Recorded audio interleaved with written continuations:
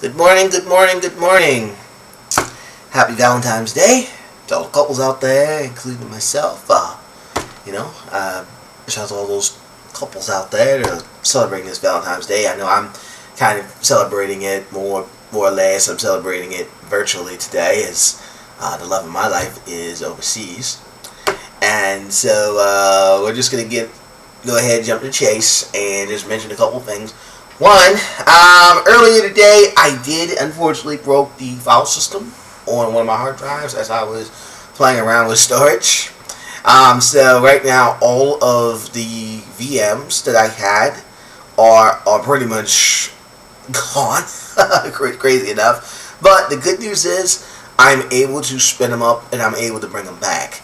Now you're probably wondering, how can I bring them back and reboot them back? Yes, I know I have to bring the VMs back, but I will get to those. And I gotta upgrade this. I'm working to upgrade the system to Red Hat version 9. So I apologize that there was no video created yesterday. I'm gonna kind of work on that sort of today. Getting the host upgraded to Red Hat 9 because that is what RHCA is basing their exams on. And so, however, I just want to sort of, I guess you could say, reiterate that, in fact, I'll show you all how I get spin up the new VM. So, because those were VMs that we had, I could spin one up pretty easy. All I have to do is this. So, take a look. I'm going to bring the little terminal back. One of the things we were doing this morning is I was playing around with storage on one of my hard drives, and I inadvertently checked it on formatted the wrong drive. And so that's what caused a lot of this issue. But this is very important that you know how to do this for the RHCA exam. Yes, you do need to know how to not only create a partition on a drive, but you also need to know how to mount said drive. Now, mount that drive. Now, granted, you mount the drive. There's a certain way you mount the drive, and there's also you can do it I call it the temporary way to mount a drive, and then there's the permanent way to mount a drive. And so that I find that to be the most reliable, so to speak.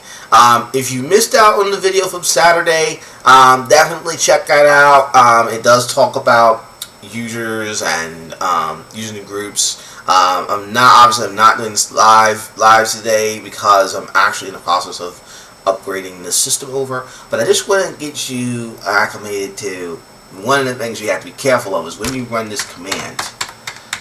It actually, what it does, and I'll show you the command that I'm talking about. If we type in history,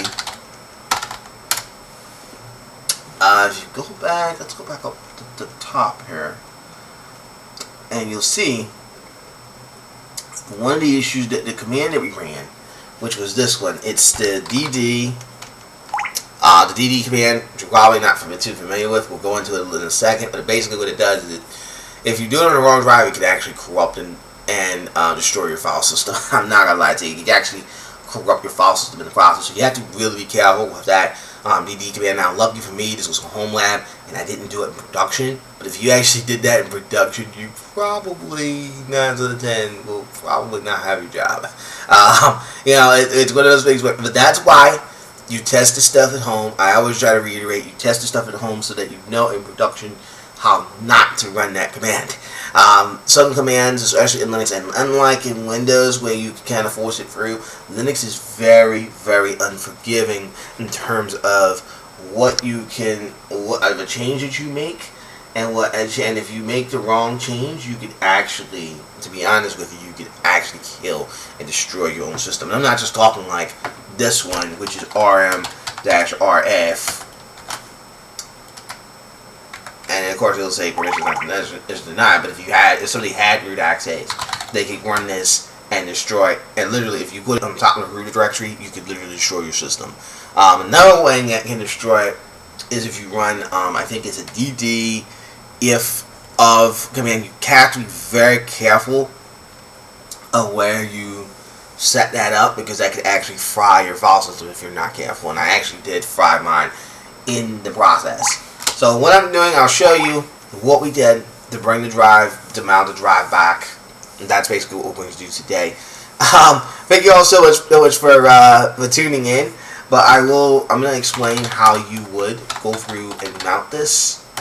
So if I take a look, if you look at my etc FS tab,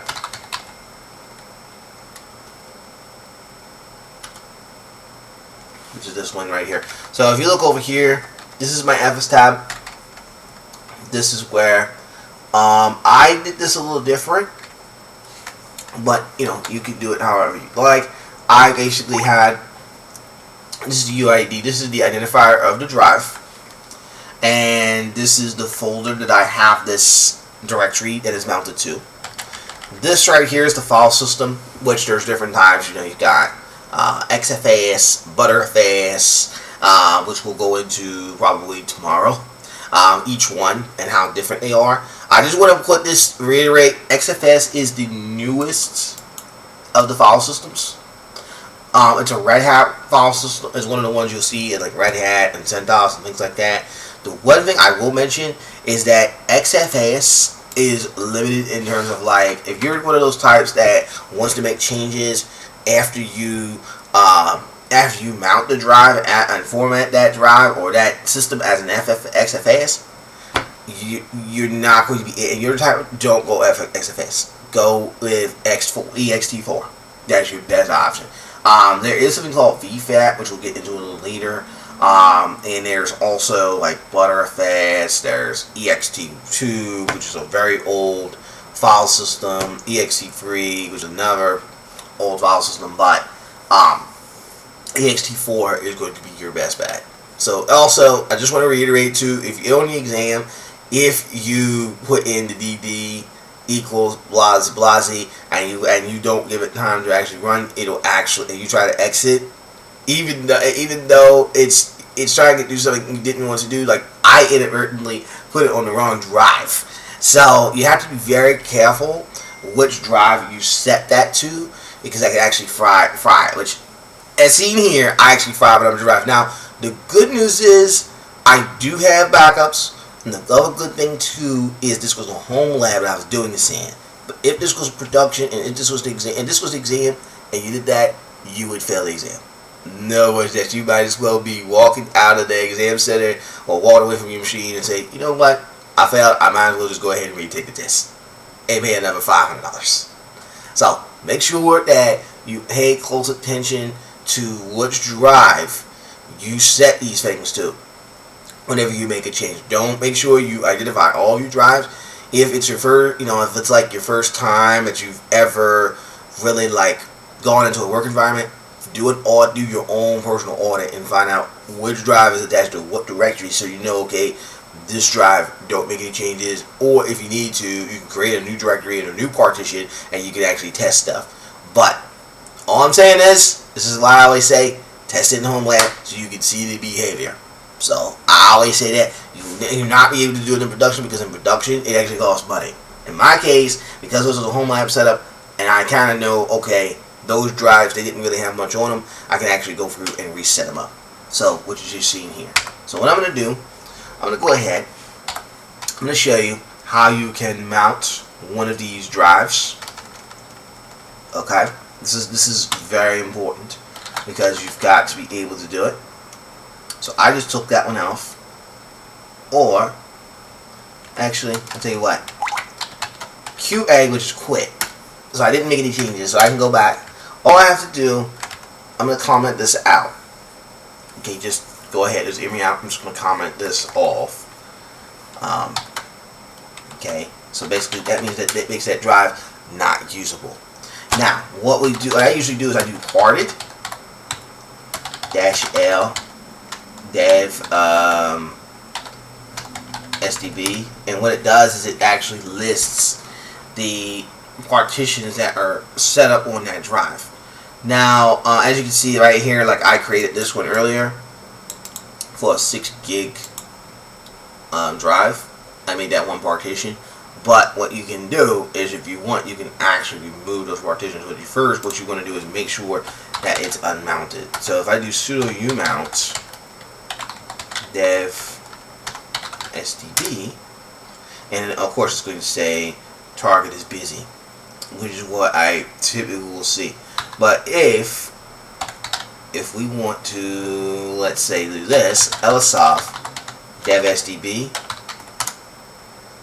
and then all I have to do is literally just do sudo kill -9 and kill this process.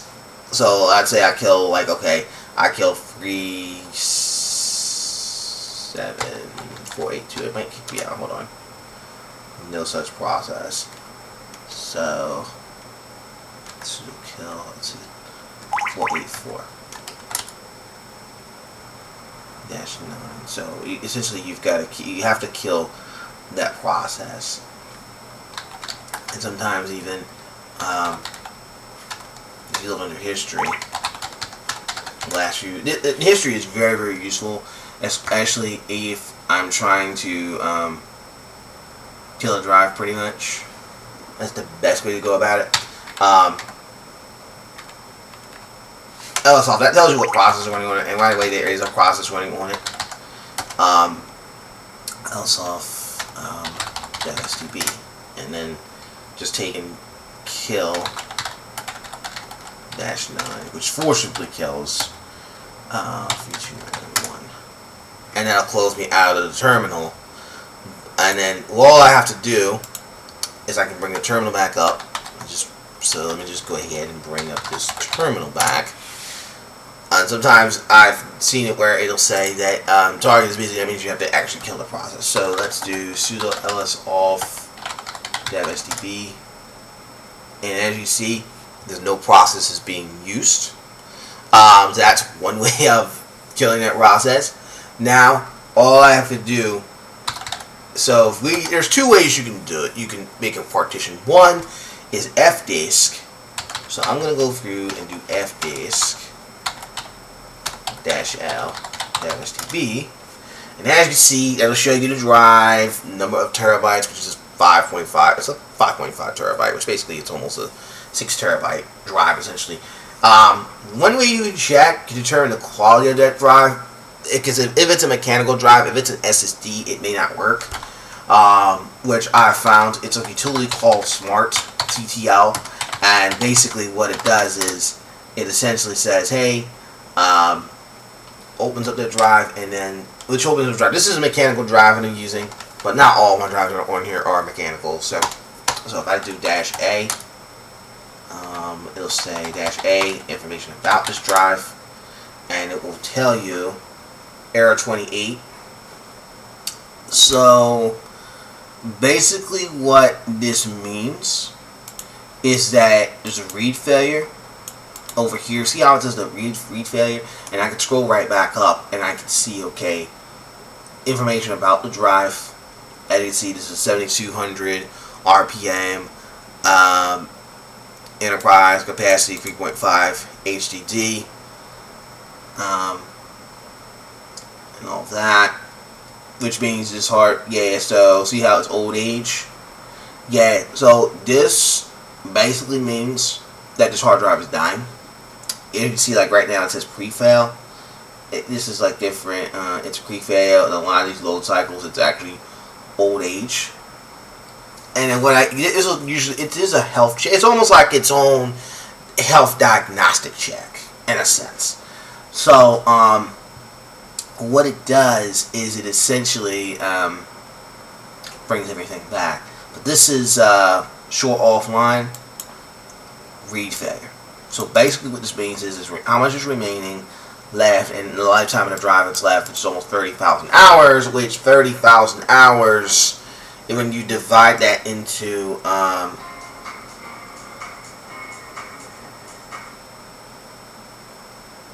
like 24, so in 30,000 hours, I mean literally if you're talking about 168 hours, if there's 186 hours in a week, you multiply it by 52 weeks in a year, it's 87,000. So there's still about a few years left on this drive. I'd say about another 3 years left on this drive before I have to actually replace it. But I would highly recommend, but you see how it says read failure? What I would do is I would highly recommend you replace it. In my case, I need to go ahead and replace that hard drive. So that's how you can tell on these spinning rush drives, the old spinning rush ones, if they're starting to go bad or if they're starting to die. But anyway, another utility, another thing you want to do is this one. Now let's be okay. -F. It'll show you the utility right up here. So that right there is one way to check. Now, of course, again, because we have ext4, and you got the UUID and all that stuff, and you got the mount point right there. So the first thing you have to do is you have to create a partition. So now I'll show you. It's going to fail, but I'll show you exactly where you would go. There's two ways you can do it. One is fdisk, which you probably seen earlier, the SDB, and it'll say give you this utility. This utility will then come up. Be careful when using the right command. The old ext4 signature will be used by the right command, and if you type in press M, what it basically does, it gives you some options as to how this works. I normally use this almost all the time. Write a table to exit any changes. This is where D is to create a partition. -L, well, L, if I type in L, it's basically, this is the one thing I do like about this utility, is it actually tells you the different types of file systems that you can set this up with.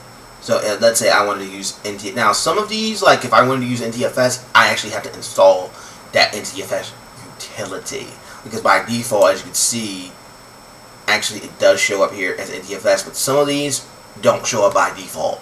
So, and if they don't, you need to install that file system associated with said device. So G is, you do G, if you do lowercase g, is just create a new empty GPT partition table. The other one is O, create a new empty DOS partition table, but if you use DOS, it's basically essentially MBR, also known as Master Boot Record, which is the old system. It's a very old system. I highly recommend just use GBT. You'll thank me later. Anyway, so, and then after that, use N to create the partition. It'll walk you through how to create the partition. If you type in P, it gives you the print table and all that stuff, and this label type, which is DOS, and all that stuff. So, once you create the partition, you press W, which I'm not going to do here because I don't want to overwrite what I'm doing on this drive. But once you press W, it writes the changes, which your partition is now enabled. So then all you're doing is doing make a face. Then you have to format the drive. So mmkface -t, the file system that you use, whether it's ext4 or whatever, or sometimes this, and then do on that drive. Okay, in this case it would be dev SDB, whatever your hard drive is, that's the one you want to make that. Want to format the drive with. Usually, if this fails, usually that means either the hard drive is going bad or the file system is corrupted. And usually, a file system is usually corrupted off the jump when the hard drive is going bad. So that is how you create. Once you format it, then you have to mount it. And the way I mount it is you can do the temporary way, which is sudo mounts a directory to. You can do it this way if you want. They have SDB, media backups, which is the directory I already have, and it'll say, see how it give you that error? It says it's already mounted on media backups.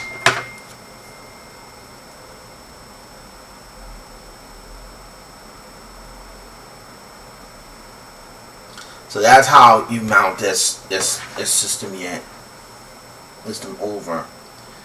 And that's what it'll tell you. So if it's not, it'll run, it'll mount it. Again, that's the temporary way.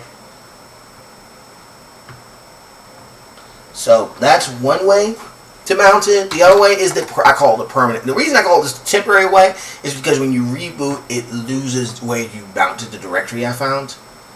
That's the one issue that I have found with this, is if you reboot the machine and you run that machine, you have to then remount it again and again and again.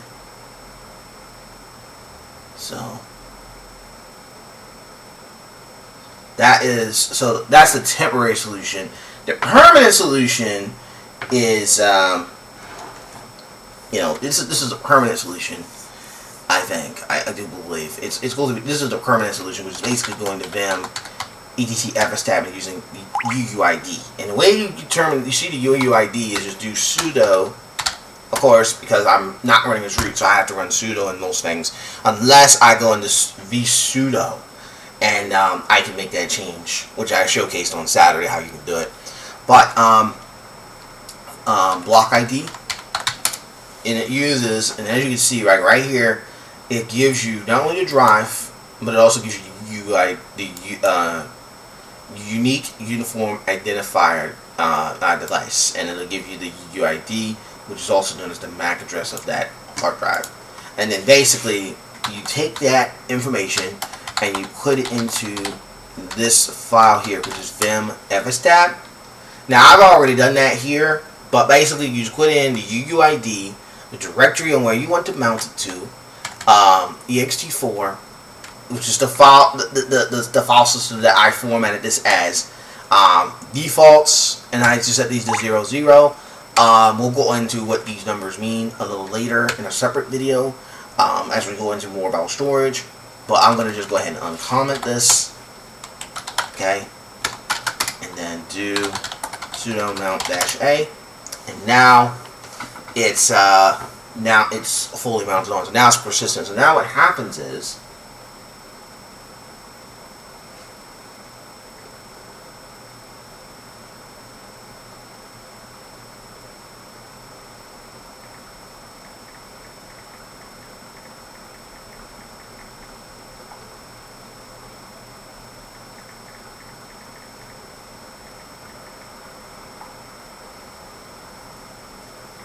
so that's how power of sending that over. So that's how you can persistently make that listen work. So again, it's more of, it's kind of, you create the partition, then you format it, and then you mount it. That's basically all of this. If this was like an ISO, all I have to do is this. Just do, and if this goes like an ISO file, and I think we kind of demonstrated this a few days ago, but if this wasn't it will be this, and as you can see, like, okay, so this is the ISO right here. As you can see, I mounted it over to the Route 8 test folder directory. This is the file system for ISOs, which is ISO 9660, and then defaults 00, and then you do the same thing, mount -a. What mount -a basically means is mount everything. -a means mount everything that's in the fstab folder. Okay, and if you really check the verify, it'll show right here. So dev sdb on media /media/ backups type ext4. Okay, so that is, my friends, is how you set up a new hard drive and get it to work in a Red Hat Linux machine. Thank you all very much for tuning in, and we'll be back tomorrow for day 8. Enjoy Valentine's Day. I'm actually going to try and celebrate Valentine's Day myself. Yeah, and I'll also get these VMs back. So because I'm in the process of upgrading this system anyway. So once I get it together, we'll be on Red Hat 9 before the week is out. So thank you all very much, and have a wonderful day.